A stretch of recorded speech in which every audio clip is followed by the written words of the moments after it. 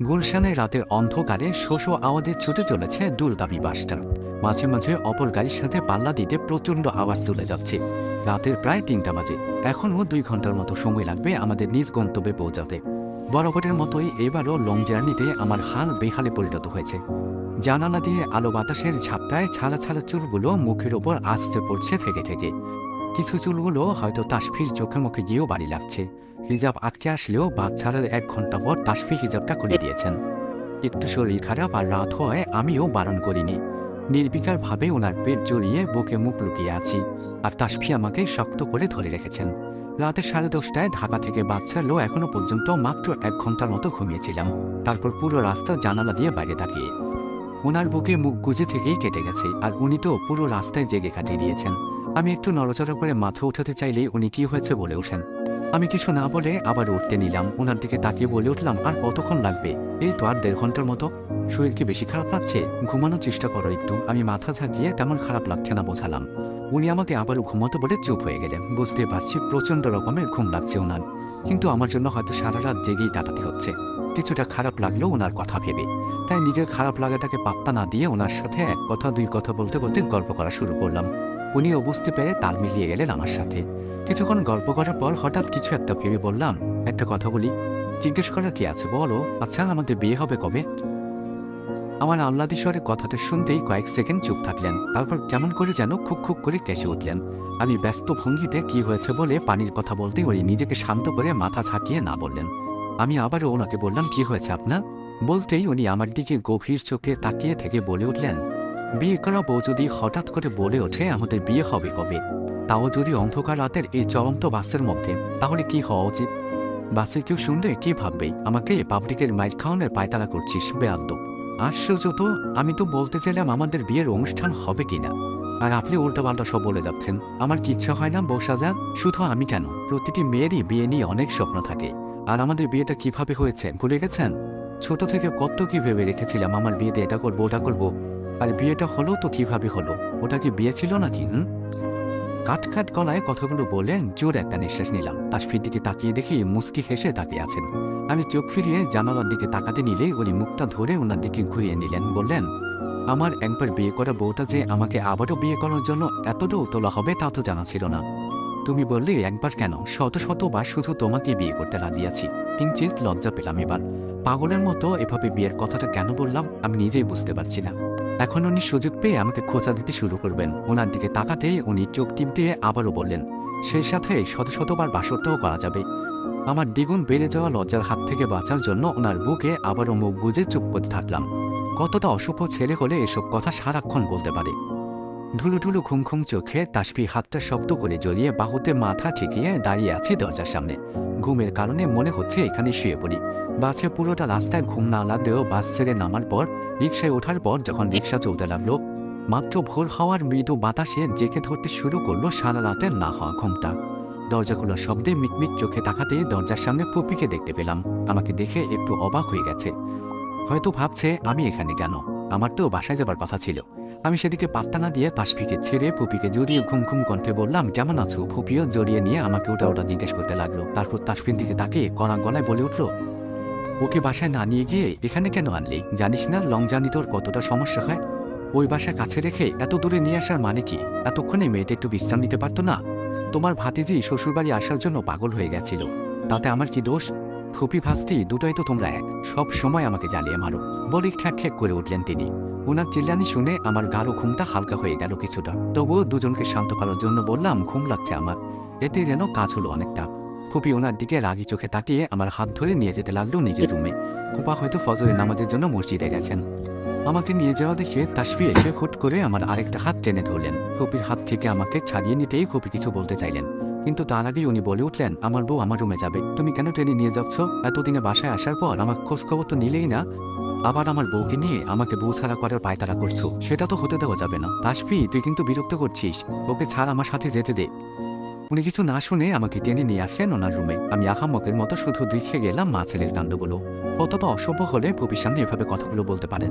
মুখে কিছু না বলতে পারলেও মনে মনে খুব বাজে একটা গালি দিলাম। ভুরু কুঁচকে তাকিয়ে রইলাম ওনার দিকে। আমাকে এভাবে তাকিয়ে থাকতে দেখে ধমকে উঠলেন। বললেন, হা করে তাকিয়ে আছিস কেন? যা ফ্রেশ হয়ে আয়। এতক্ষণ তো ঘুমের কারণে উল্টে পড়ে গেলি, এখন কি হলো? ওনার কথার পাল্টা জবাব দেওয়ার ইচ্ছা বা শক্তি কোনোটাই নেই আমার মাঝে। কোনো রকমভাবে ফ্রেশ হয়ে এসে শুয়ে পড়লাম বিছানায়। ঘুমটা আবারও গাঢ় হয়ে আসতেই হঠাৎ অনুভব করলাম ভারী কিছুর অস্তিত্ব। আর এই ভারী কিছুটা যে কি হতে পারে সেটা বুঝতে সময় লাগলো না। হালকা হেসে এক হাত দিয়ে ওনাকে জড়িয়ে নিয়ে ঘুমানোর চেষ্টা চালিয়ে গেলাম। প্রায় মিনিট 5 মতো আম্মুকে জড়িয়ে ধরে আছি, আর সে নাকের পানি আর চোখের পানি এক করে ফেলেছে ইতিমধ্যে। আমার যেন এই ব্যাপারটা হজম করতেই কষ্ট হচ্ছে যে আম্মু আমাকে দেখার পর এতটা উতল হয়ে পড়েছে। সবসময় আম্মুর বকা খেতে খেতেই বাসায় সময়টা কেটে যেত আমার, কিন্তু আজকে যে ভিন্ন কিছু দেখবো সেটা ভাবতেই পারিনি। আসলেই দূরে থাকলে সবার ভালোবাসার গুরুত্বটা শতগুণে বেড়ে যায়। সকালে ঘুমানোর পর 10টার দিকে ঘুমটা ভেঙে গেছিল।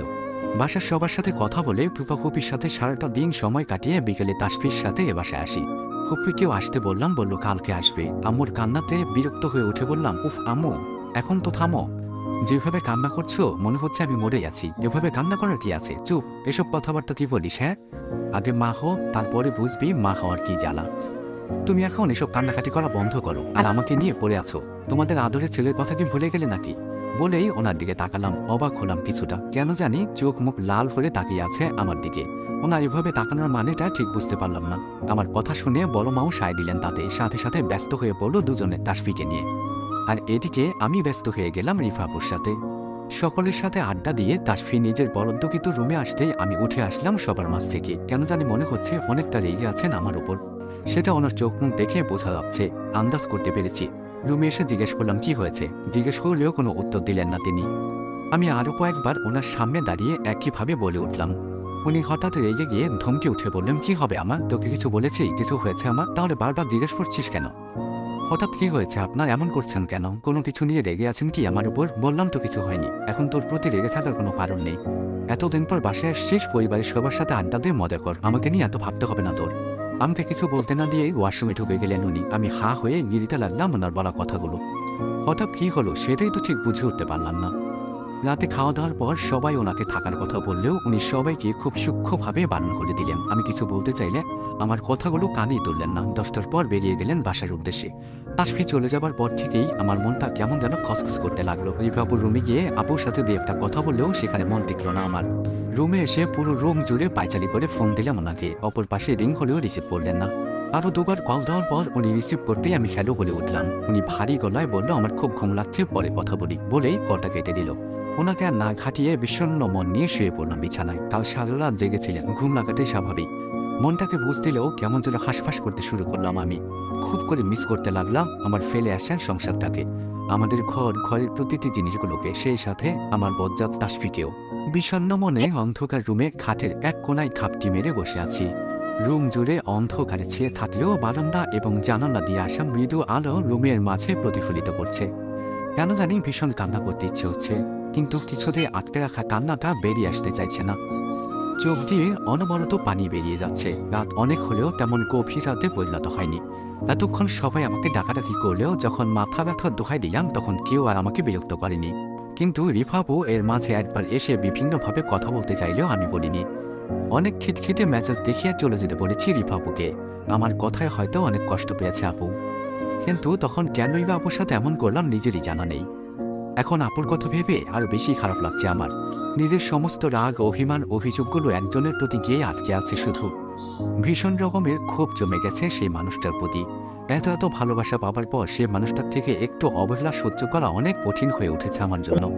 পুরো 2 দিন সেই কাঙ্ক্ষিত মানুষটাকে দেখতে না পেয়ে তার সাথে কথা না বলে অভিমানের পাল্লাটা ব্যাপক ভারী হয়ে উঠেছে ওনার প্রতি। সেদিন সন্ধ্যায় চলে যাবার পর আর দেখা পাইনি ওনার। ফোন দিলেও 30 সেকেন্ডের বেশি কথা হয়নি, শুধু এটুকুই বলেছে ব্যস্ত আছেন উনি। একটু অভিমান হলেও রাতে যখন আপু ও বড় চাচার কাছ থেকে জানতে পারলাম তাদের ব্যবসার কাজে প্রচুর ব্যস্ত ছিলেন সারাদিন। কালকে ফুপা ফুপি এবং তাসফি আসবে, তখন নিমিষেই মনটা ভালো হয়েছিল। আজকে তাসফির আসার কথায় নিজেকে অন্যভাবে সাজিয়েছিলাম। ওর পছন্দ মতো শাড়ি পরে ওনার মনের মতো করে সাজিয়েছিলাম নিজেকে। সবার সামনে লজ্জা ও অস্বস্তির সম্মুখীনে পড়তে হলো। এক অদ্ভুত ভালো লাগা কাজ করছিল নিজের প্রতি, প্রিয় মানুষটার জন্য নিজেকে সাজিয়ে তুলে। দুপুরের দিকে ফুপা ফুপি আসার পরও যখন সেই মানুষটা দেখা পেলাম না তখন কিছুটা খারাপ লাগলো। তবুও নিজের মনকে সান্ত্বনা দিলাম নানানভাবে। হয়তো বিকেলে বা সন্ধ্যার দিকে চলে আসবেন উনি, কিন্তু যখন জানতে পারলাম আসবেন না উনি, তখন আমার অনুভূতিটা ঠিক কেমন ছিল বোঝাতে পারবো না। নিজেকে সামনে নিয়ে সবার সাথে থাকলেও এক সময় আর ধৈর্য রাখতে পারলাম না। ফুপা বাসায় চলে যাওয়ার পর ফুপি সহ সকলের সাথে একটু কথা বলে রুমে চলে আসলাম। রুমে এসে নিজের সাজটাকে মুহূর্তেই নষ্ট করে শাড়িটা টেনে টুনে খুলে ফেললাম। শাড়ি পাল্টে নিজেকে সামনে নিয়ে বেনি করার জন্য চুল আঁচড়াতে গিয়ে আবারও যেন অবহেলা পেলাম নিজের ভালোবাসার কাছে। এতগুলো চুল পড়া দেখে রাগে দুঃখে এবার কান্না পেয়ে গেল আমার। চিৎকার করে কান্না না করলেও চোখ দিয়ে অনবরত পানি পড়তে লাগলো। চুপ করে বিছানার এক কোনায় বসে রইলাম। বড় মা ড্রয়িং রুমে যাওয়ার কথা বললেও মাথা ব্যথা করছে, ঘুমাবো বলে কাটিয়ে দিলাম। একাকী মন খারাপে আকাশ কুসুম ভাবতে ভাবতে কখন যে দুই চোখ লেগে গেছিল কিছুই বুঝতে পারিনি। দরজার খটখট শব্দে হালকা ঘুমটা ভেঙে গেল। একটু পর আম্মুর গলা ভেসে আসলো, বলল, রূপা, এই রূপা, খেতে আয়। সারাদিন ঘরে শুয়ে থাকলে মাথা ব্যথা তো হবেই, তাড়াতাড়ি আয়। জবাব দিলাম না আমি আম্মুর কথায়। ভীষণ বিরক্ত লাগছে আম্মুর কথাগুলো। মাথায় গিয়ে যেন ধাক্কা লাগছে একটার পর একটা কথাগুলো, তবুও হজম করে নিলাম। কিন্তু আম্মুর সেটা হয়তো সহ্য হলো না। আবারও আগের চেয়েও বেশি জোরে ডাক দিতে লাগলো। কখন থেকে ডাকছি, শুনতে পাচ্ছিস না? শুয়ে থাকলে কি আর মাথা ব্যথা কমে যাবে? একটু বাইরে বের হ। খাবো না আমি, যাও তো এখান থেকে, একটু ঘুমোতে দাও আমাকে, ঘুমালে ঠিক হয়ে যাবে। নিজেকে যথাসম্ভব শান্ত রাখার চেষ্টা করে কথাগুলো বললাম আম্মুকে। আর শব্দ পেলাম ওপাশ থেকে। আবারও চোখ বন্ধ করে ঘুমের প্রয়াস চালাতে লাগলাম। কিন্তু কাঁচা ঘুমটা ভেঙে যাওয়ায় আর ঘুম ধরা দিতে চাইল না। এতক্ষণে মাথা ব্যথার বাহানা দিলেও এবার সত্যি সত্যি মাথা ব্যথা শুরু হলো। হুট করে মাথা ব্যথা বেড়ে যাওয়ায় নিজেকে ধরে রাখতে পারলাম না আর, তবুও বালিশে মুখ গুজে শুয়ে থাকলাম। মিনিট 10 পর আবারও দরজায় শব্দ পেলাম। মেজাজ বিগড়ে গেল আমার, আগের চেয়েও বেশি খিটখিটি মেজাজে পরিণত হলো। এবার অনেকটা চিৎকার করে বলে উঠলাম, বললাম না তোমাকে খাবো না আমি? এত বিরক্ত করার কি আছে? একটু শান্তি থেকে থাকতে দিবা না আমাকে? বলেই চুপ হয়ে গেলাম। এর চেয়ে বেশি কিছু বলার শক্তি বা ইচ্ছে কোনোটাই নেই নিজের মাঝে।